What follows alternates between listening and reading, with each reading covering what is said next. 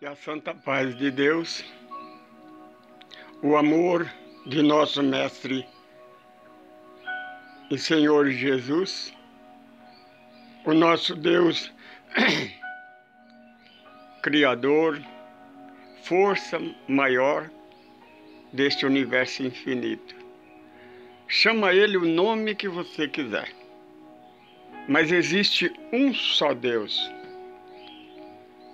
Segundo o salmista Davi, Deus é onisciente. Segundo Jesus, há um só Deus. Segundo o Espírito da Verdade, Ele é a sabedoria suprema, causa primeira de todas as coisas. Damos graças a Ele pela nossa existência neste universo infinito, que é a nossa morada eterna. Para todos nós, irmão, irmã, a igreja disse que Jesus vai vir e levar uma meia dúzia dos seus seguidores. É uma mentira. Jesus de Nazaré, capítulo 14 do Evangelho de João, ele nos afirma: na casa do Pai há morada para todos. Todos nós somos filhos de Deus. Somos eternos, somos espírito. Estamos gravando a nossa semente de luz. Hoje nós vamos falar do tributo do Espírito, que somos nós. O que nós podemos fazer? Quem somos?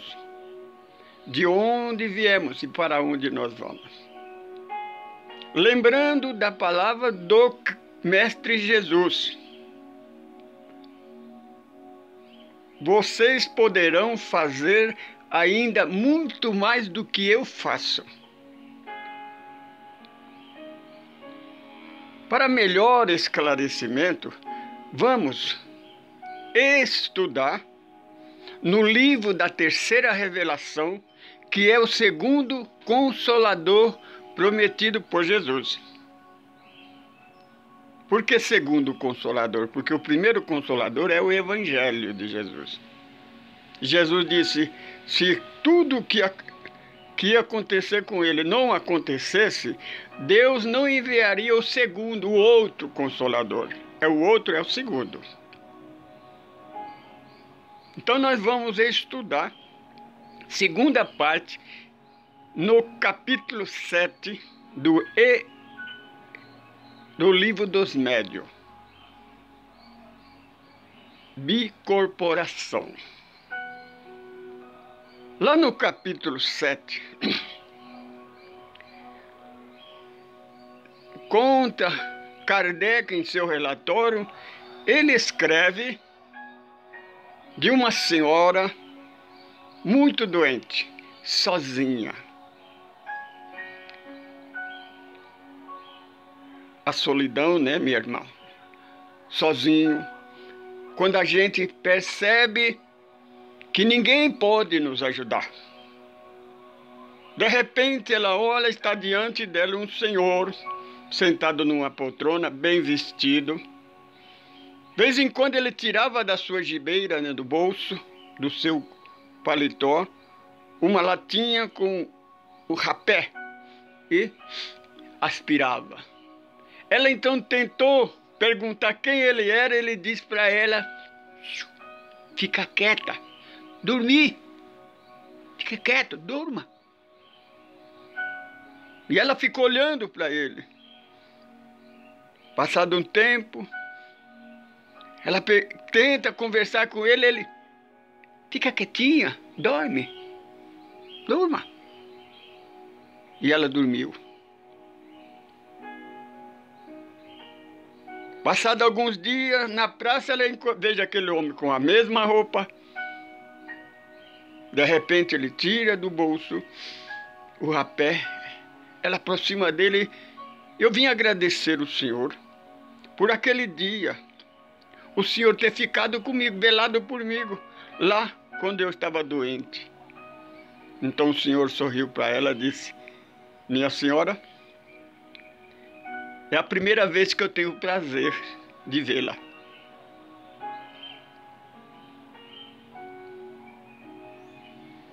Agora vou contar um fato que aconteceu comigo. Quando eu estudava, entrei no Espiritismo e comecei a estudar o básico, a iniciação do Espiritismo.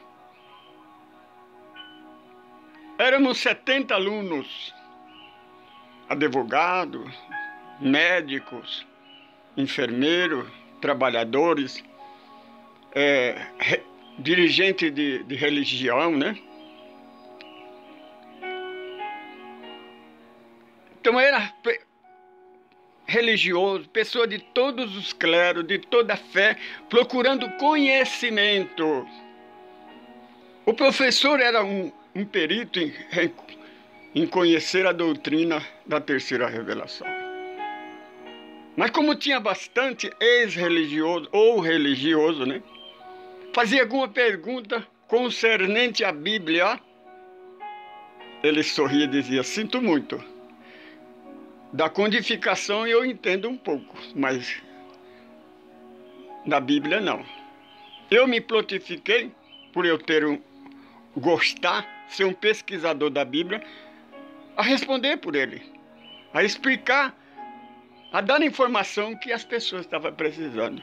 E assim criei um vínculo com os alunos. Criei amizade com uma advogada, uma jovem que era advogada. Ela não tinha religião, mas tinha um problema. Um problema que a medicina, a religião, não resolvia para ela. Ela morava sozinha com um irmão, que era um irmão muito bom, dócil, calmo, era um amor, tinha uma amizade inseparável da irmã. Mas tinha um problema. Algumas vezes incorporava-se nele uma entidade, mudava a voz, mudava a feição, tornava-se um homem rude, bruto, ignorante. E precisava ela ser socorrida, porque ele dizia: eu vou te matar. Eu vim para destruir a sua vida. E ela procurou médico, psiquiatra, dava remédio para ele, mas não resolveu. Ensinaram ela a estudar a doutrina dos espíritos. E ela percebeu que eu respondia muitas perguntas. Ela então se aproximou e começou a conversar comigo. E eu comecei a passar para ela os conhecimentos, porque desde criança eu tenho mediunidade de conversar com os espíritos, de desdobramento dos espíritos, de conhecer outras dimensões espirituais. E comecei a explicar para ela. Um certo tempo, ao chegarmos na aula, ela veio me abraçar e me agradecer. Disse: eu vim te agradecer porque você salvou a minha vida. Eu olhei para ela: eu salvei a sua vida? Sim. Você não a lembra? Eu falei: não, não a lembro. Este final de semana, eu entrei no meu apartamento, fui estudar um processo muito difícil que eu estou defendendo. Um cliente que eu estou defendendo. Estava tão preocupado que esqueci de trancar a porta do meu apartamento, do meu quarto. E quando estava ali, focado na tela do computador, ele entrou, chutou a porta, entrou com toda a violência, com uma enorme faca na mão e deu uma gargalhada. Quando eu olhei para ele, ele estava transformado. Não era mais aquele meu irmão dócil. E ele disse: quero ver você escapar dessa agora. Se você não quiser que eu corte o seu pescoço, que eu degolo você, pula pela janela. Ela disse: como vou pular da janela se eu moro no 5º andar? É a morte certa. A quem socorrer? Quem poderia? Era já tarde da noite. Ninguém, todo mundo dormia. Eu lembrei do Senhor. Então eu pedi ajuda, me ajuda, São Francisco. De repente, deu um clarão de luz, apareceu na parede uma tela iluminada, o Senhor materializou e começou a repreender ele, chamou ele pelo nome e começou a conversar com ele com uma língua que eu não tenho a menor ideia de que língua seja. Eu sei que ele ficou parado, com os olhos estacalados, olhando para o telão. De repente a faca caiu da mão deles. Tudo voltou ao normal. Ele esfregou os olhos e disse: "O que eu estou fazendo aqui?" Eu então levantei, abracei ele e disse: "Você entrou na porta errada, irmão." Tirei ele para fora, acompanhei ele até a porta, tranquei a porta e escondi a faca. "Quem é você?" Disse: "Sou um irmão, sou um espírito igual a você. O que eu fiz você pode fazer, o professor pode explicar." E o professor disse: "Estuda capítulo 7 do Livro dos Médios, segunda parte. Estuda capítulo 8 da terceira parte do Livro dos Espíritos." Paulo, na Epístola de Paulo, Coríntios, capítulo 13, ele fala que nós temos 9 dons, ou 9 mediunidades. No livro da codificação, Kardec acrescenta mais de 40 dons espiritual, ou mediunidade. Chama como você quiser chamar. O nome não interessa. Outra passagem. Alguns tempos depois, eu dirigi um grupo de estudo da doutrina espírita. Conheci uma jovem. Ela tem uma amizade comigo como que eu fosse um pai, um avô, um irmão que ela confiava tudo. Confiava em mim. E confia até hoje. Ela se engravidou, uma gravidez de risco. Quando chegou a hora de ir para a maternidade, no corredor, na maca, segura nas mãos da mãe, disse: "Mãe, chama o São Francisco. Eu gostaria que ele estivesse comigo. Eu preciso dele agora." Então a mãe dela olhou para ela e disse: "Sim, filha, eu vou chamar ele." Quando ela entrou para a sala de passe, passou algumas horas, deu a luz, voltou. A mãe foi encontrar com ela e disse: "Tudo bem, filha, tudo bem. Mãe, o São Francisco já foi embora?" A mãe disse: "Filha, sinto dizer para você, eu não liguei para ele, não. Filha, ele está na chácara dele. Só vai vir no final na segunda-feira." Era sábado.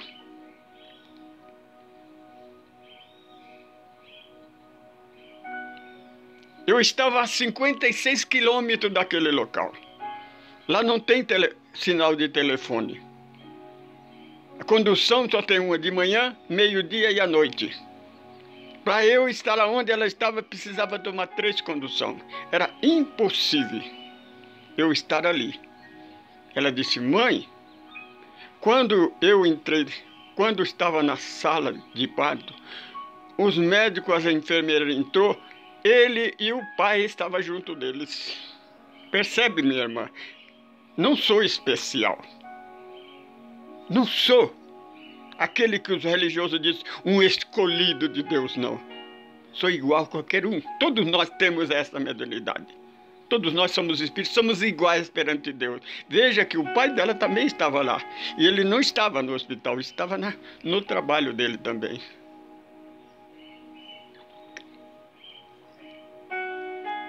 Outro fato, uma irmã, a mais de 2.000 quilômetros da minha casa.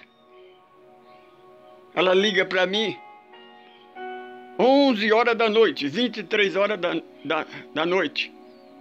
"São Francisco, ora por mim. Estou muito deprimida, estou muito angustiada. Eu não consigo dormir, me ajuda. faz uma oração por mim. E eu disse: irmã, fica em paz. Deita, relaxa o corpo, respira fundo. Respira, pensa em Jesus. Que eu vou aí, vou deitar, vou dormir, vou aí fazer uma transfusão de energia para você. Você está precisando de energia positiva. Conto ela depois que 2, 3 horas da manhã levanta para ir ao banheiro, como é costume dela fazer isso. Quando ela levanta, ela percebe que ela está deitada na cama. Ela está ali, em pé, olhando para ela, deitada na cama, da maneira que eu falei para ela ficar. Deitada, relaxada, mas ela percebe que tem um homem deitado ao seu lado, segurando nas suas mãos. E ela olhou para o rosto, não viu o rosto dele. Por quê? Porque era eu, minha irmã. Você não podia saber que era eu. Eu não prometi a você que eu ia aí fazer uma transfusão de energia? Quando eu segurava nas tuas mãos, estava transferindo a energia para você. Ela disse: então é por isso que eu acordei completamente aliviada. Era como que eu não pesava, era leve, quase não sentia os pés no chão. Tudo estava bom. É a energia que você recebeu. Tem uma outra mediunidade. Isso está no capítulo 8, na terceira parte do Evangelho, do Livro dos Espíritos. Eu não consigo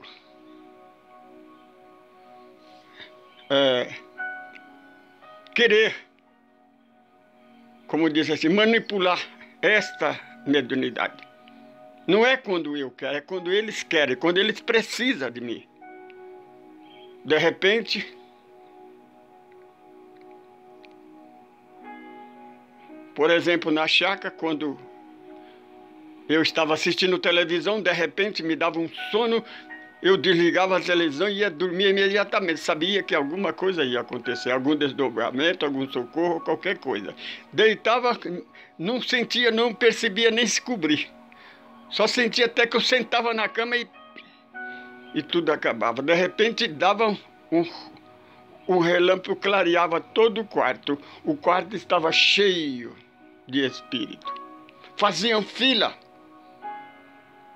E eu ia dando o passe magnético um por um, respondendo as perguntas dele, explicando para ele o que eles deviam fazer, que tem espírito que fica completamente perdido, porque não tem nenhum conhecimento do mundo espiritual.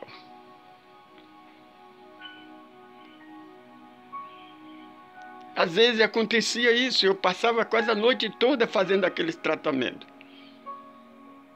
E eu pensava: será sonho? Será demência? A gente pensa, Um certo dia, um casal veio posar na chácara comigo. A esposa dele tem o dom de evidência e de clarevidência.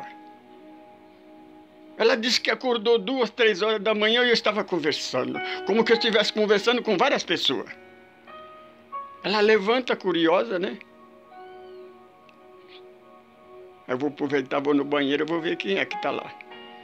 Quando ela, o quarto é paralelo ao outro, onde eu estava.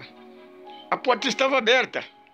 O quarto estava cheio, bem iluminado, mas com uma luz que não era aquela luz normal. É como o sol de meio-dia. E eu estava ali, então, dando passe, aplicando o passe magnético, conversando com aqueles espíritos. Então ela foi no banheiro, voltou. Quando voltou, a porta estava fechada, tudo estava em silêncio. Ela pôs o ouvido na porta para ver se eu tinha fechado a porta. Estava tudo silêncio. Foi uma prova que o plano espiritual deu para mim, para que aquilo não era uma fantasia, não era um sonho, mas é real.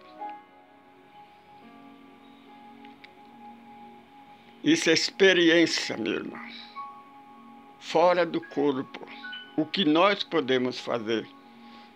Se algum dos seus familiares, seja ele a distância que for, precisar de ajuda, ore por ele, deita, pensa, raciocina, deseja ajudá-lo, que isso se concretiza, porque você pode fazer isso, eu posso fazer isso, nós podemos fazer isso, somos espíritos. Você não precisa ser o escolhido de Deus, como os religiosos falam, não. Todos nós somos filhos de Deus, somos iguais, não temos ninguém superior, ninguém inferior, somos iguais uns ao outro. Que Jesus que nos mostra isso, nos prova isso. Conta-se na biografia de um grande médico espírita que viveu no Brasil, em Goiás, na cidade chamada... Esqueci o nome da cidade agora. Ele tinha essa mediunidade. Quando os alunos da escola deles, de 2º grau, os amigos dele sabiam que quando ele entrava em transe, tudo ficava em silêncio, ficava esperando ele voltar ao normal. Porque aí ele tinha uma história para contar. Uma certa vez a classe estava, de repente ele entra em transe, a classe fica quietinho, passa alguns minutos, ele volta. E aí, professor? Eu acabo de vir numa casa muito pobre, na beira de um rio, no meio do mato. Uma senhora que estava para dar à luz, um parto de alto risco. A parteira não ia conseguir fazer o parto dela se eu não fosse ajudá-la. Mas ela acaba de dar à luz, está bem. O esposo dela está vindo a cavalo, a galope, para vir me buscar. Ele passou pelo portão da escola agora. Daqui a pouco ele vai chegar nessa porta. Passado alguns tempos, um homem chega na porta, todo cansado. Ele vai encontrar com ele e diz: fica em paz, meu irmão. Sua esposa já foi atendida. Eu já fui até lá. Fiz o parto dela. Parabéns, você é pai de um menino bem sadio e forte. Pode ir em paz. Eu deixei as recomendações e os cuidados que a parteira tem que ter com ela. E ele foi embora. Chico Xavier também tinha essa mediunidade. Certa vez, 2, 3 horas da manhã, depois de terminar o trabalho de psicografia, Chico convidava para ir na sua cozinha tomar um cafezinho com biscoitinho ou um bolinho de fubá. De repente, Chico fica parado. Todo mundo fica... quase nem respira. Espera ele voltar ao normal. Ele fica como que estivesse olhando para o espaço, olhando para o nada. Como que estivesse olhando em algum lugar que ninguém estava vendo. De repente ele volta e disse: Emmanuel, que era o espírito, guia de Francisco Cândido Xavier, Emmanuel, acaba de nascer no novo corpo nesta vida, numa cidade no interior de São Paulo, uma pequena cidade. Agora é a minha vez de eu voltar para o plano espiritual, porque a missão dele e a minha terminamos. Agora nós vamos inverter. Ele vai ser o médium e eu vou ser o guia. E muitas outras histórias, muitos casos, você pode encontrar na internet. Você pode encontrar em pessoas que trabalham. Nós temos muitos casos. É uma prova, irmão, minha irmã. Não seja cético. Não faça como a igreja que, quando tinha algo estranho que ela não poderia explicar, ela matava. Não. Não persiga. Estuda. Nosso grupo, Caminho do Amor, eu sou um administrador do grupo. Não sou dono, não sou chefe, não sou pastor. Sou evangelista missionário. Prego o evangelho de Jesus. No grupo eu sou um administrador. Nosso grupo é ecumênico. Nós pregamos o Evangelho de Jesus. Somos um grupo de estudo. Se encontramos alguém com uma mediunidade diferente, nós vamos estudá-lo, pesquisá-lo e ver em que pode ajudar essa mediunidade, porque a mediunidade vem para ajudar a humanidade, principalmente agora que nós vamos entrar no mundo de regeneração. Convido a você, meu irmão, a você, minha irmã, pode continuar na sua religião. Nosso grupo não é uma religião. Nós somos um grupo ecumênico. Pesquisa.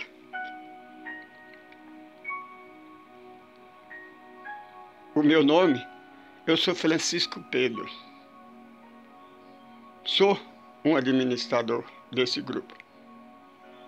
Convido a você a fazer parte deste grupo. Começa por estudar a codificação. A doutrina da terceira revelação não é uma religião, não. É uma filosofia. É filosofia, ciência e religiosidade. É o canal que Deus, através de Jesus, dos Espíritos Consolador, trouxe entre nós para fazer unir a religião com a ciência. O grande sábio Albert Einstein, não sei se o nome está certo, ele esclarece: a religião sem a ciência é cega, e a ciência sem a religião é manca. Venha conosco, vamos ajudar a transformar o mundo, porque o mundo vai ser transformado em nós, de dentro para fora. Não é o mundo que vai mudar, é nós que devemos mudar. Eu sou Francisco Pedro. Que a graça de Deus, o amor de nosso Senhor Jesus Cristo esteja aí na sua vida, na sua casa, no seu país, no seu mundo, para sempre. Que Deus vos abençoe, em nome do Senhor Jesus. Paz em Cristo Jesus, nosso Mestre e Senhor.